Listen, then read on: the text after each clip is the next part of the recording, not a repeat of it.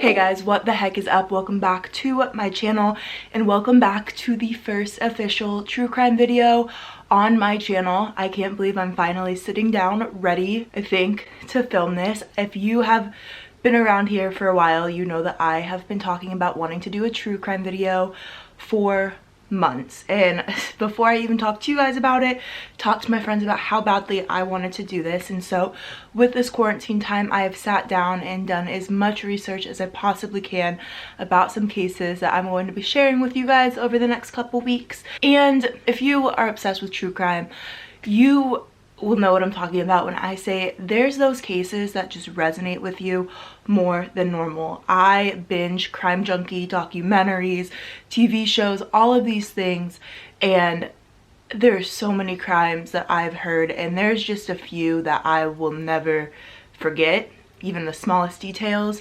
And I heard the Oklahoma Girl Scout case on Crime Junkie for the first time about 2 years ago, and I have never heard a case since that's resonated with me, stuck with me as much as this one. So I thought there would be no better case to talk about for my first true crime case than the Oklahoma Girl Scout murders. So that is what we're going to be discussing today. I do want to do a trigger warning. There is sexual abuse, there is murder involving children, so if that is something that's triggering to you, click out before it begins. And also, if you're just stumbling across this video, please do not come for me. If you have any advice on how I can make these videos better, let me know, but bear with me, this is my first one. Even if you watch my videos normally and you have suggestions or cases that you want me to cover or things I could do to make these better in the future, leave them down below. So that's enough rambling. Let's get into the Oklahoma Girl Scout murders. So before we begin discussing the actual day of the murders and the crime and everything like that, I think it's important to give you guys a little backstory on the camp and things happening prior to the girls going to camp. So the Camp Scott was built in 1928 strictly for Girl Scouts. It was 410 acres and could house 140 Girl Scouts and about 30 counselors. It had 10 units. They were all named after Cherokees, as it was on Cherokee Native land. And most importantly, to talk about prior to the summer of 1977 is 2 months prior to the Girl Scout camp, which lasts 2 weeks, they had a counselor training. At this training, one of the tents was ransacked and there was a box of donuts there that was completely gone. However, there was a note left inside of it, and the note had a bunch of things said in it, but specifically the red flag here is that it said something along the lines of they were looking to kill 3 girls at camp. And also, I read in a couple things that they saw they had hung a fake dead body from a tree. I read that on a couple sites. I didn't see it on a couple, so that is said to be true, but like I said, it wasn't on every platform. But I also did read that it had mentioned Martians in the letter, which is why it was deemed a joke, because they just thought it was some other counselor, someone doing something funny, even though that's not funny, and it was just deemed as not something that should be taken seriously. What's important to note about that, and the only time I will put my opinion in this video because this is based off of a true story, facts, things like that, you don't have something like that happen and not let the parents know. Camp Scott did not give any heads up to the Girl Scout campers' parents that this had gone on, did not give them the option to pull out, just pretended like nothing happened, which did get them in a lot of trouble later on, which you'll see. But yeah, they didn't tell anyone and camp just went on 2 months later like it normally would. So that's kind of the pre-story of the camp and events that had happened prior, and now let's talk about the girls. So on June 12th, 1977, all 137 Girl Scouts were bused the 40 miles from where they were picked up in Oklahoma to Camp Scott. Camp Scott, as I had stated, I believe has 10 units. The girls, Doris, who was 10, Lori Lee, who was 8, and Michelle was 9, were assigned to the Kiowa unit. think I said that wrong. I'm gonna have the spellings of these things on the screen too, so sorry if I butcher anything. So they were assigned to that unit. That unit had 7 tents, and those 3 girls were assigned to tent number 7, which was the most secluded tent in their unit. And it was stated a couple times that it was a place that even parents would feel a little bit spooked out to be at.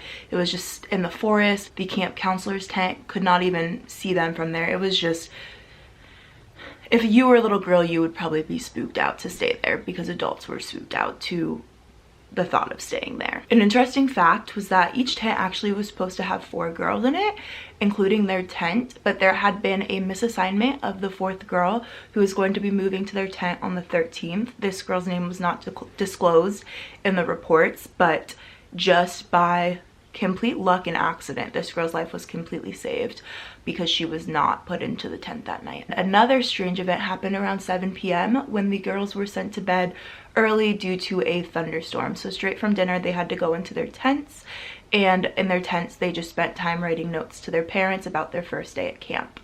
On the way to the tents, people had noted seeing strange lights from the forest, as well as hearing weird noises. They shined their light and there was no lights, and nothing was there, so they just went about their day or night. They went about their night to their tents to write letters to their parents. And if I can find the letters, which I know I can, I'm gonna put them on the screen so you can see them yourself and see what the girls were writing. Another strange event that occurred was around midnight. Camp counselor Carla Willett was woken up by a low noise. Some articles said it sounded like a bullfrog, others said low moaning sounds. Regardless, it woke her up enough to startle her. She got out of the tent, shined her flashlights at all of the tents, did not see anything, so she just assumed it was an animal and she went back to bed. She did not tell any other counselors about this, I think because she just didn't want to look scared or weak or like she wasn't capable of doing her job. And since she didn't see anything, she assumed it was an animal and went to bed. There was a girl who did report something to her camp counselor, and her camp counselor just told her to go back to sleep. It was the first night of camp, and a lot of the times girls would stay up past bedtime, getting to know their tent mates, having a good time, just having basic preteen sleepovers. So they were told not to think anything of it. The next morning at 6 a.m., the same camp counselor, Carla, was passing the bathrooms, and about 150 feet away, she noticed a sleeping bag. Again, she didn't think anything of this because it was the first morning that they were at camp. There was 137 girls that had showed up at camp, and she just assumed that it was leftover luggage, something that the counselors forgot to move. She thought it was an extra sleeping bag, and she went to go pick it up. And that is when she noticed that there was a little girl stuffed inside the sleeping bag. At this point, obviously she freaked out, and by 7:30 in the morning, the police were there to investigate. The other bodies were found, and by 10 a.m. the camp was completely evacuated, and that was the last day that Camp Scott was ever open. When the girls were sent home, it was in such a rush. Some were sent home not even with their luggage. The parents weren't told what had happened. They were told that there was an accident and that they needed to pick up their girls. So that was the last time that Camp Scott was ever open, as I stated, and this is when the investigation begins. So all 3 girls had been murdered. Lori and Michelle were murdered inside the tent, and Doris was murdered about 150 feet from the tent. Michelle's murder was deemed through asphyxiation. Lori and Doris had blunt force trauma that ended up killing them. The crime scene, there was a couple things that they found. They found rope, they found tape, they found a red flashlight that did have 1 fingerprint on it in a plastic bag, and they found in the blood of the cabin tent floor a 9.5 footprint of a boot. It also was noted that a purse and glasses were stolen from one of the camp counselor's tent, which means that the murderer or murderers were going around the whole campsite that night, and no one was able to see them or realize it. There was a ranch owner named Jack who lived very close to Camp Scott. He also had reported that there had been a robbery at his ranch, and so the cops went there with their search dogs, and they were able to find actually rope and tape that would have matched what was used with the girls. However, he did take a polygraph and passed it, and also he had a reliable alibi, so he was not considered a suspect in this case. They were able to find a cave kind of in the forest near the camp. There's a couple hunters out and they noticed that this cave had been lived in. And that is, we're going to begin talking about our main suspect, and pretty much the only main suspect in this case, which is Gene Leroy Hart. Gene actually had been arrested prior to this murder. He had been put in jail for the kidnapping and rape of 2 women, as well as 4 counts of burglary. He escaped from prison in 1973, so about 4 years prior to this murder.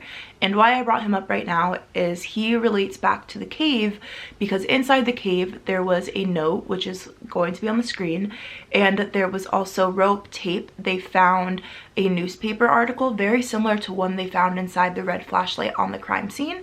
It was the same article. He used it in the flashlight, they're guessing, around the batteries to make it so they couldn't rattle when he was going around camp. But they found the same newspaper in the tent, and the most suspicious thing is they found 2 photographs of women that Gene actually had developed in jail. So their kind of thing was, he developed these photos and they're in this cave, along with a note that stated that the real murderer was here. There was things from camp that they found in the tent, and at that point Gene was deemed their main and only suspect. It took them about 10 months to locate Gene. Gene was found at a Cherokee native's house, and at that point he was arrested. He was put through a trial and deemed acquitted by the judge. The reasoning for this is there's a couple weird things that don't make it so he lines up as the killer. The main thing that his family and everyone who believed he was so innocent would time and time again bring up is that Gene had a vasectomy. So there would be no matching, there's no way that any type of semen, anything could have been found that was his, because he had a vasectomy, and it didn't add up. Another thing was the size of his footprint. Gene's foot was significantly larger than the 9.5, so it wouldn't have been his footprint on the crime scene. Also, the fingerprint on the flashlight did not match up to Gene's fingerprint. I also want to note, because I did not know this earlier, DNA testing is not what it was in 1977. It wasn't what it was. So they weren't able to get any suspects or conclusions from the DNA when they tested it back then. They also retested it in 2008, I believe, and it had been too disintegrated to get anything from it. So the DNA at this point is just, it's kind of pointless. It's not narrowing down anything. So although Gene was acquitted for this crime, he was put back in jail for 300 years from his previous crimes prior to escaping.